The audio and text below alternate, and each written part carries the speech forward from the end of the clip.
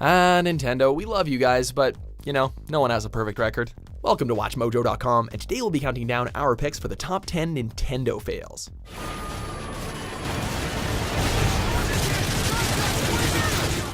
Before we begin, we publish new videos every day, so be sure to subscribe for more great content. As some of you may have noticed, this is a redux of a previous topic we've covered about 5 years ago. Nintendo has made a few more mistakes since then, and some are a bit worse than our old entries. So it's time to give ourselves a system update and boot up some of the bigger mess-ups that might have happened in recent years. Today, got a power struggle today. PewDiePie versus Nintendo. Uh-oh, who's gonna win? Number 10, Wii Music Demonstration.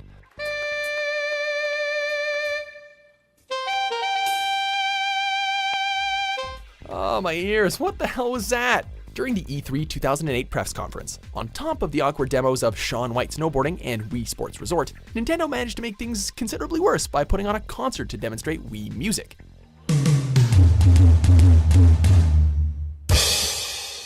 DJ Ravidrums was on stage to play a virtual set of, drums. This 1-minute performance quickly turned into a 1-minute experiment on how much sweat the human body could produce from flailing arms. Following this up was an off-key performance of the Super Mario Bros. Theme song, meaning that Nintendo had cooked up one cringe-worthy press conference.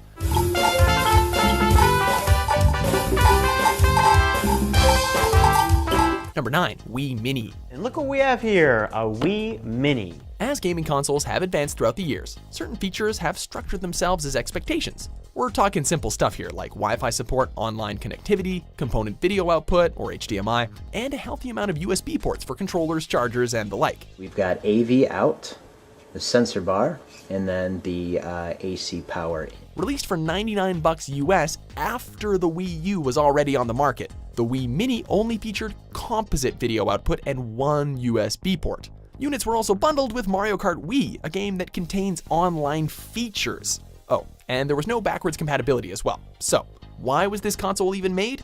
Your guess is as good as ours.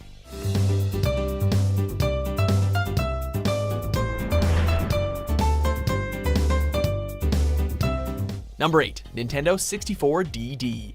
Itadaki!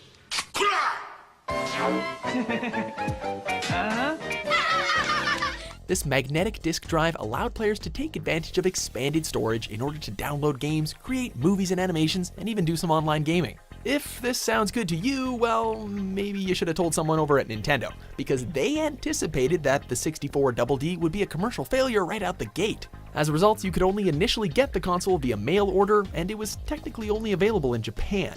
Nintendo pulled the plug on the 64 DD really quickly though, canceling production about 14 months after it released, leaving some 85,000 units unsold. Today, the 64 DD is more of a collector's piece than anything else. Number 7, lack of third-party games for the Wii U. Oh, but you gotta have a death wish to get close to that damn place if you ask me. Indeed, the Wii U's library was rich in great games, but the real question is how many of those were exclusive to the Wii U and not published by Nintendo.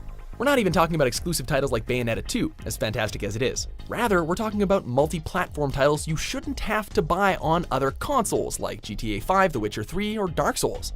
On top of that, third-party titles that were released for the Wii U, like Watch Dogs, were far inferior versions and missing super important features. Fortunately, Nintendo seems to have addressed this issue with the Switch getting a few select third-party titles, though time will tell if they can keep this momentum going. But it was worth the risk, I assure you. Number 6, NES and SNES Classic Edition shortages. Hey, do you have any NES Classic Editions? Kind of a stupid question, you probably don't.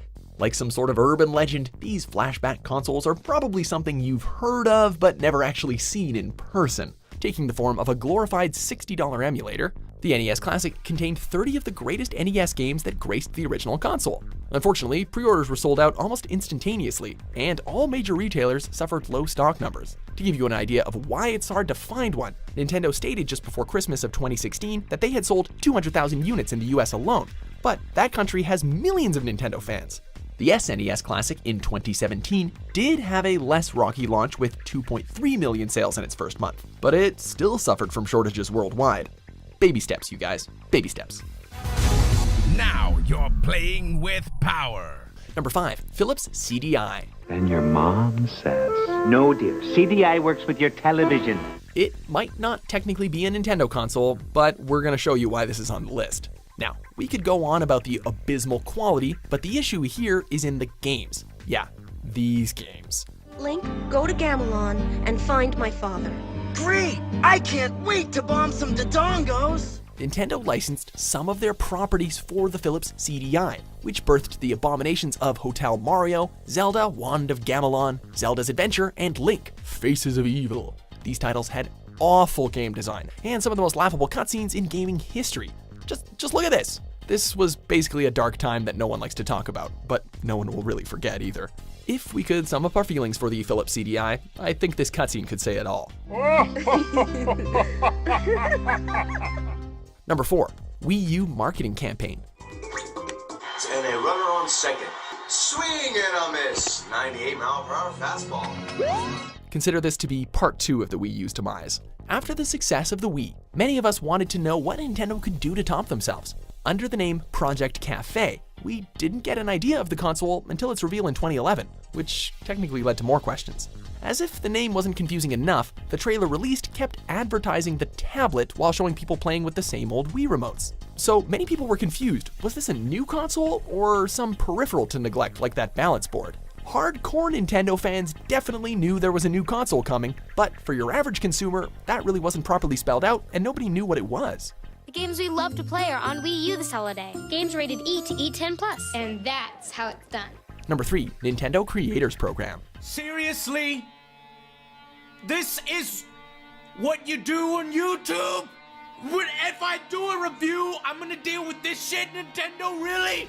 With Let's Plays and gaming personalities exploding across YouTube, many companies are hell-bent to try and capitalize on this phenomenon while at the same time controlling their image and publicity. Nintendo joined the ranks with EA and Warner Brothers in 2015 when they announced their infamous Nintendo Creators Program. But, spoiler alert, they went way too overboard with their restrictions.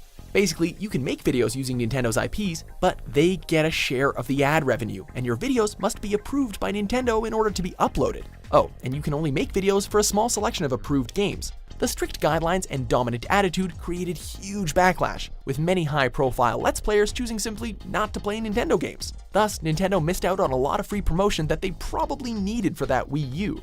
This petty shit is really that important to you? Number 2, Virtual Boy. There's only one problem. It needs your eyes. Long before the 3DS, Nintendo had previously attempted to make a step into 3D gaming. Released in 1995, the Virtual Boy was a virtual reality headset that sort of looked like a set of chunky binoculars. It wasn't much of a technical achievement either. It used a red monochrome display, which gave you really sore eyes, and failed to accomplish the 3D effect. To add insult to injury, quite literally, many players reported extreme discomfort when using the device, with issues ranging from nausea to headaches to neck pain and sore eyes. Credit where credit is due, Nintendo has gone on record to acknowledge this hiccup in history. Good on you, boys. We don't joke about Virtual Boy, man. It's listening.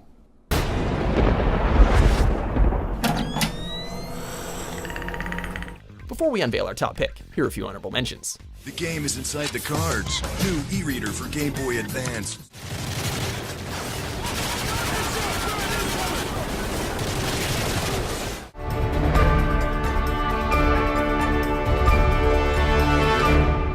Number 1, inadvertently creating the PlayStation. I got a little surprise for you here. Check it out. What do you think about that? We got real-time, 3D, lush organic environments. Long before Nintendo and Sony were rivals in the console market, they were originally going to work together to create a little-known project called the SNES CD, aka the PlayStation, 2 words.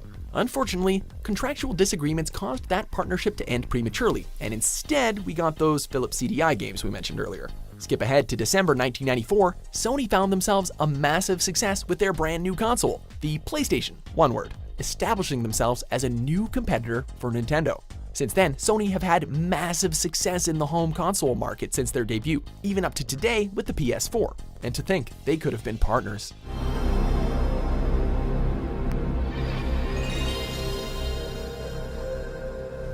Do you agree?